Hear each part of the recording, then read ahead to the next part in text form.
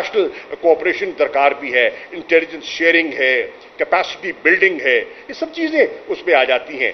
لیکن مجھے افسوس ہوا کہ ہماری گورنمنٹ نے اسے وہ سنجیدگی نہیں دی. اور پھر آپ دیکھیے کہ اس جوائنٹ کمیونیکے میں جہاں پاکستان کو نشانہ بنایا جاتا ہے، وہاں مقبوضہ کشمیر میں جو انسانی حقوق کی پامالی ہو رہی ہے اس کا ذکر تک نہیں ہے، اس کا ذکر تک نہیں ہے. اس وقت ہندوستان میں اقلیتوں کے ساتھ جو رویہ برتا جا رہا ہے، بالخصوص مسلمانوں کے ساتھ، وہ آپ دیکھ رہے ہیں سوشل میڈیا پہ، آپ دیکھ رہے ہیں اس کا تذکرہ کہیں نہیں ہے، اس کا ذکر نہیں ہے، اور ہم خاموش بیٹھے ہیں. اسی طرح ہندوستان اور پاکستان کے درمیان سی بی ایمز میں سے میری نظر میں بحیثیت ایکس فورن منسٹر سب سے قیمتی اور اہم جو سی بی ایم ہے وہ line of control per cease fire کا سی بی ایم ہے. اس کی وائلیشن ہوئی اور دو ہمارے پاکستانی کشمیری شہید ہوئے ہیں، اور بلا وجہ ان پرووکڈ فائرنگ کی گئی ہے. میں اس کی پرزور مذمت کرتا ہوں.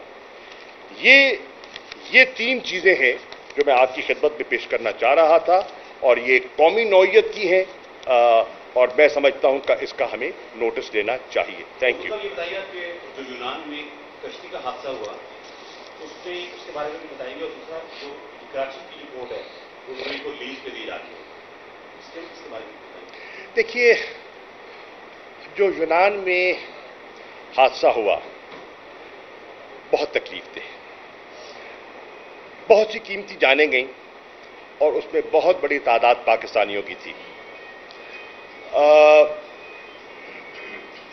اب کہا جا رہا ہے کہ انویسٹیگیشن ہوگی، ہم نے جو اس میں ذمہ دار ہیں انہیں گرفتار کیا ہے. اچھا ہے، آپ ضرور کیجئے، لیکن ہمیں دیکھنا ہے کہ یہ لوگ مجبور ہو کے جا رہے کیوں ہیں.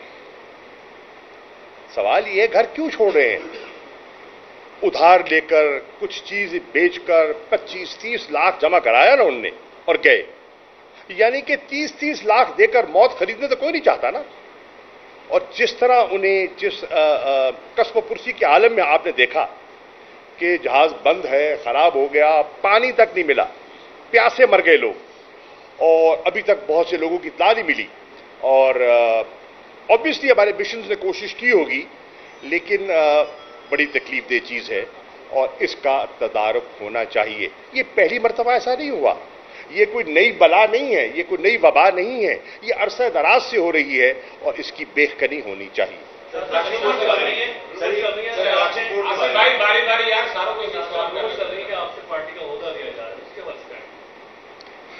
ریومرز ہوتی ہیں، اور میں ریومرز پر کان نہیں دھرتا. جب حقیقت سامنے آئے گی تو جواب دے دوں گا. نمبر 1. نمبر دو میرے بھائی، میں دیانتداری سے کہہ رہا ہوں، دیانتداری سے. ہمارے ہاں یہ رواج نہیں ہے لوگوں کو سمجھنے کا کہ میں اب عہدوں کی اور ٹکٹوں کی سیاست سے بالا ہو گیا ہوں. میں جو سیاست کر رہا ہوں وہ عہدہ ہو نہ ہو ایک نظریے کی کر رہا ہوں، اور وہ نظریے پہ قائم ہوں.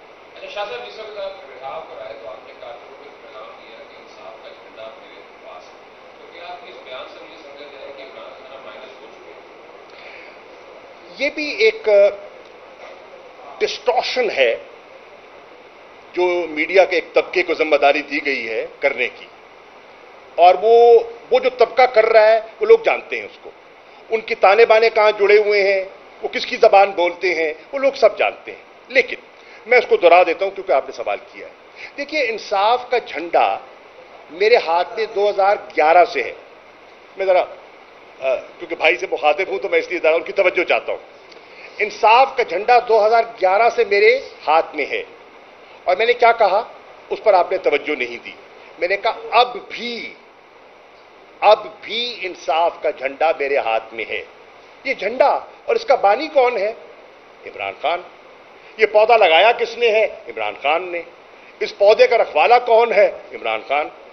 اس پودے کا سب سے زیادہ درد کس کو ہوگا؟ عمران خان کو. تو یہ ایک شرارت ہے، لیکن کوئی بات نہیں. حضور صاحب، آپ بجٹ کے حوالے سے بات کرتا ہوں، میڈیا میں نون لیگ بھی اور پیپلز پارٹی کے بھی آپس میں اختلاف ہو گیا، اس کے بارے میں بتائیے گا. اور اس کے ساتھ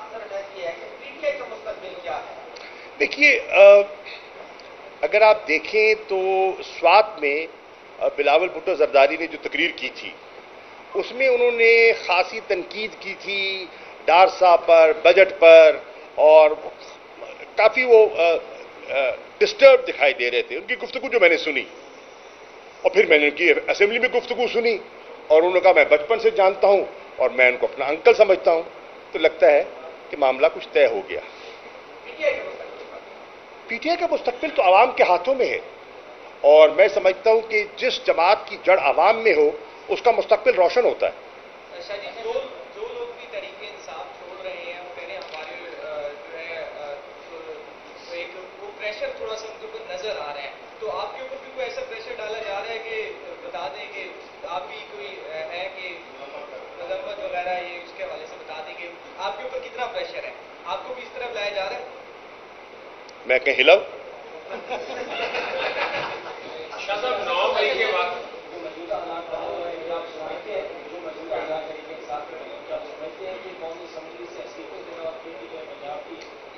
پرانا سوال ہے، نئی بات کیجیے.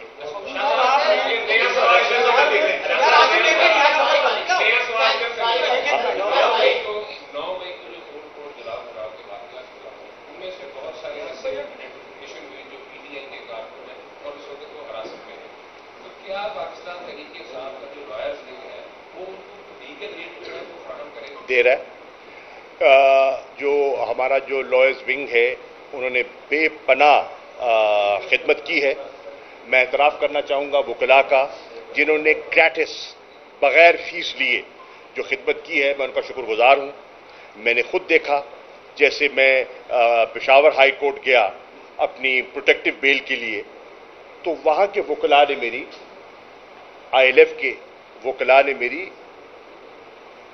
جس طرح سے میری رہنمائی کی اور مدد کی، میرے پاس الفاظ نہیں ہیں شکریہ ادا کرنے کے. اسی طرح لاہور میں، اسی طرح اسلام آباد میں جو کیسز ہیں، لاہور میں جو کیسز ہیں پی ٹی آئی کے دوست سنبھالے ہوئے ہیں، اسلام آباد میں جو کیسز ہیں پی ٹی آئی کے دوستوں نے سنبھالا ہوا ہے، پشاور میں، اسلام آباد میں سب نے سنبھالا ہوا ہے، اور بہت سے ورکرز ہمارے اللہ کے فضل و کرم سے رہا ہو گئے ہیں.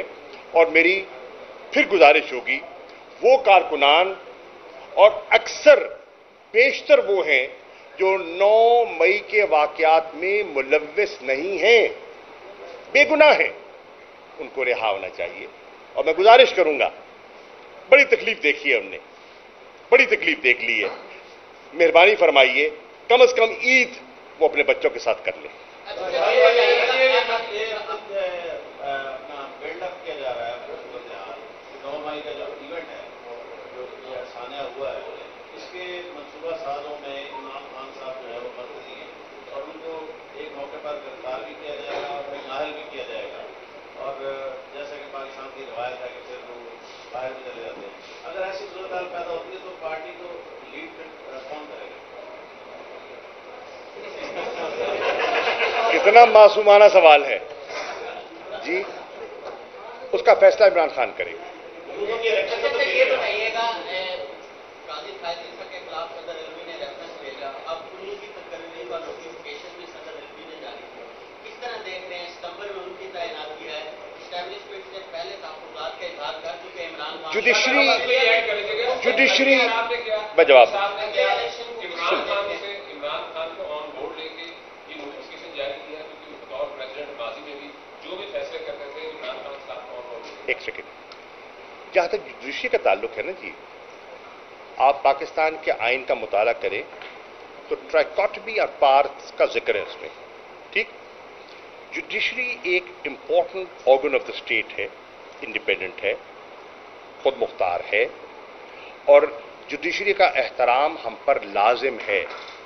اگر میں بحیثیت ایک سیاستدان کے، بحیثیت ایک شہری کے، بحیثیت ایک پارلیمنٹیرین کے اپنی عدلیہ کا احترام نہیں کروں گا تو اس ملک میں قانون کا نفاذ ممکن نہیں رہے گا. مجھے افسوس سے کہنا پڑتا ہے جو پارلیمنٹ کے اندر میں نے کچھ تقاریر سنی ہیں اور جو ڈائریکٹ حملے میں نے جوڈیشری پر دیکھے ہیں، یہ مناسب نہیں ہے. وقت بدلتے رہتے ہیں، حالات بدلتے رہتے ہیں، حکومتیں آتی جاتی رہتی ہیں، جوڈیشری نے رہنا ہے، پارلیمنٹ نے رہنا ہے. افراد بدلیں گے نا، चेहरे बदल जाएंगे। इसलिए मैं आज भी उन अपने कॉलीग से जो पार्लियामेंट में हैं उन्हें गुजारिश करूंगा कि जुडिशरी का एहतराम कीजिए। उनकी कई फैसले आएंगे जो आपको पसंद नहीं आएंगे, कई फैसले होंगे जिनकी आप तारीफ करेंगे। That's life.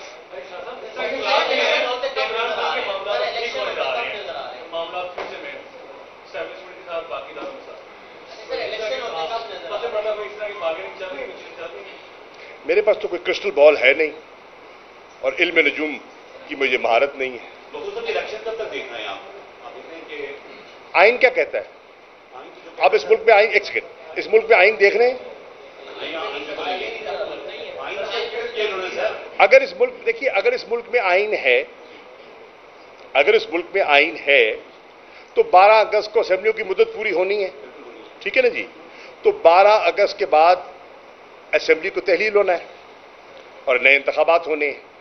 और अगर वक्त पे अगर असेंबली पूरा मुद्दत पूरी करके तहलील होती है तो 60 दिन के अंदर होने हैं, और अगर 12 से पहले होनी है तो 90 में होने हैं। ये आइन है। अब देखते हैं, इस वक्त पीपल्स पार्टी भी और नून भी आइन के मुहाफिज कहलाते हैं अपने आप को। देख